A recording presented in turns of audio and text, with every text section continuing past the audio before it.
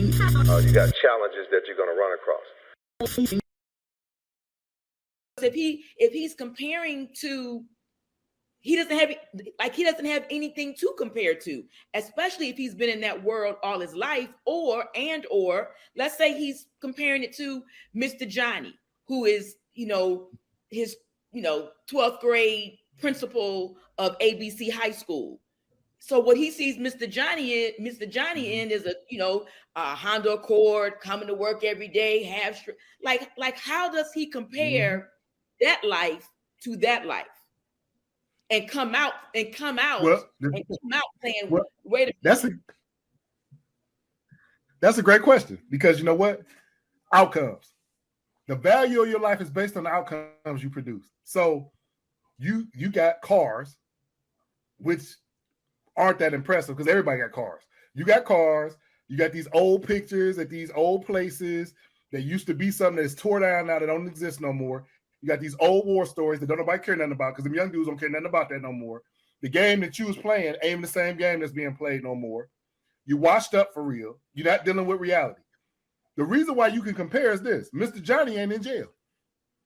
Mr. Johnny can go home and do what he want to do and eat what he want to eat. So when you in jail and you crying about they didn't have a baked potato at child and they gave me noodles and my bunkie stink and I want to move, that's why they know what to compare to, Lisa. Because your life sucked. The reality of your life sucked.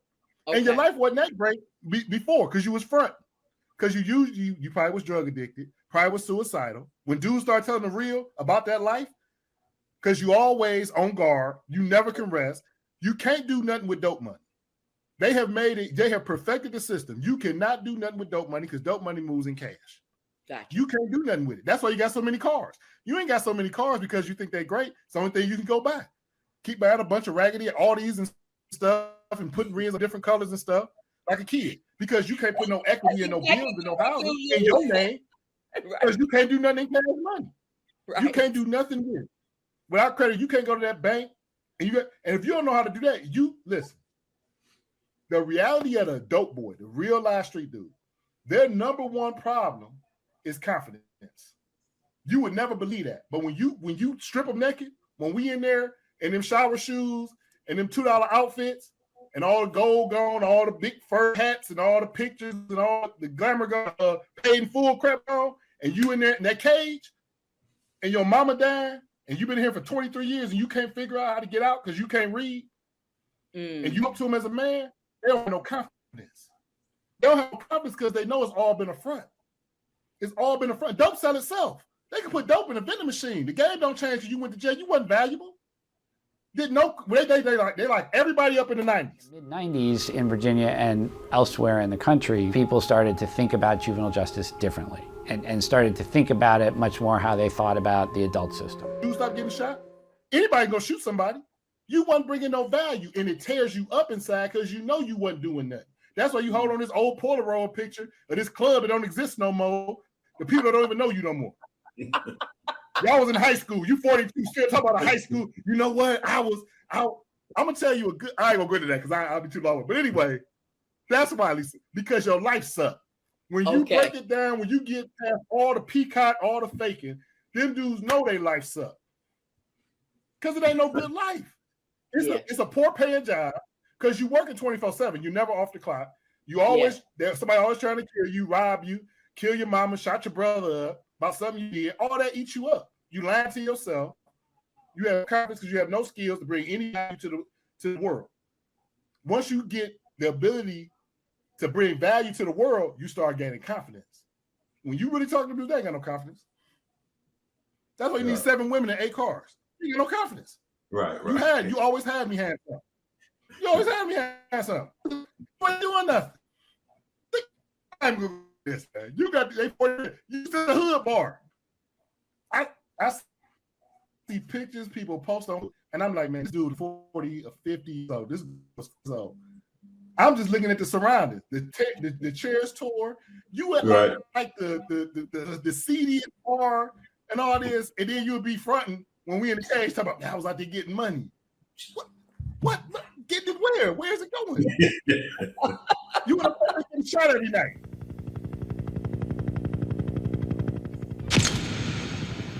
just arrived live on the scene of a murder that happened late last night. You've been coming here for 18 years. So it's that. I'm not to talk down on the brothers because that's why I do what I do to build up that confidence. Because I've been there before.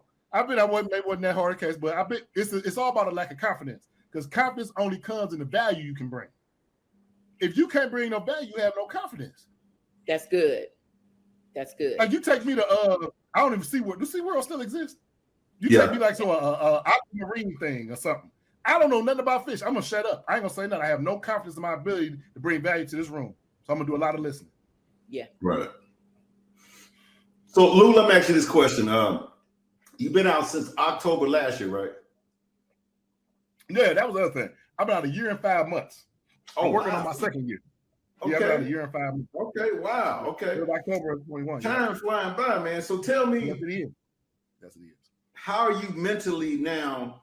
Are you fully reintegrated into this world of society? I remember when you first started driving, when you got out, you was like, man, it's crazy out here. You know what I'm saying? And you know, I'm sure you saw some things like the cell phone and all that. So are you reintegrated mentally into this society now? What? Well, you know, through experience, you got a choice to learn. You don't learn through all experiences. Everybody experiences stuff every day. You have a choice to learn. So I can never really define being fully reintegrated due to the fact of this. I'm on my own timeline. So what one person might think is the normal thing for somebody that's 44 and what they should be doing. Like it still messes people up. They be like, so-and-so having a birthday party. You want to come to the birthday party? I'm going to send you an invitation. We going to so-and-so. We going out of town. We going to that. I'm like, I ain't going. What do you mean you ain't going? The parole board won't let you go. Like, no, I don't do that. Oh, no, see, once you get out more, I'm like, I don't do that. That's not a choice that I want to make. So I'm on my own timeline. So I'm reading at my own pace, at my own timeline. And a lot of the social norms that people do, I ain't never going to do. You know, so it can't really be judged, even though people do want to judge it. That is a pet peeve. That is a huge, huge pet peeve of mine because everybody has an opinion on how you should be doing what you should be doing with your life. Listen. Now, Oprah, Warren Buffett, something like that, Robert Johnson, I might take heed. I might shut up and say, maybe I should try that for a week. But I'm going to be honest with you. I don't know nobody whose life is good enough to tell me what I should be doing with mine. You 24 hours.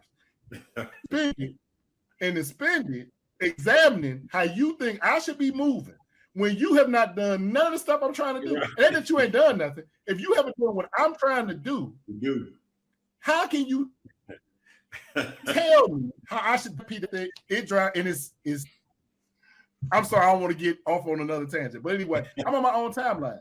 So the judgment of reintegration is all comparison. So if you compare your life to mine, of course I ain't doing what you think I should be doing. And vice versa. I will say this though.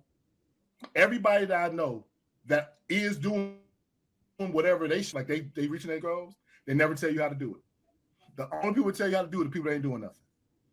I've noticed that. Wow. People that ain't doing it, they all got a strong opinion. People that's grinding, people that's whatever they're doing, whether they strapping in knuckles, they done messed it up, they done blew 10,000. Damn, I shouldn't have done. That was a bad investment. They don't have time to tell you how to do it. They just encourage you, hey, do it. I hope you figure it out. Help me figure it out. Do it. Yeah.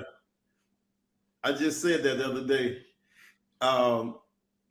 Do you feel like that?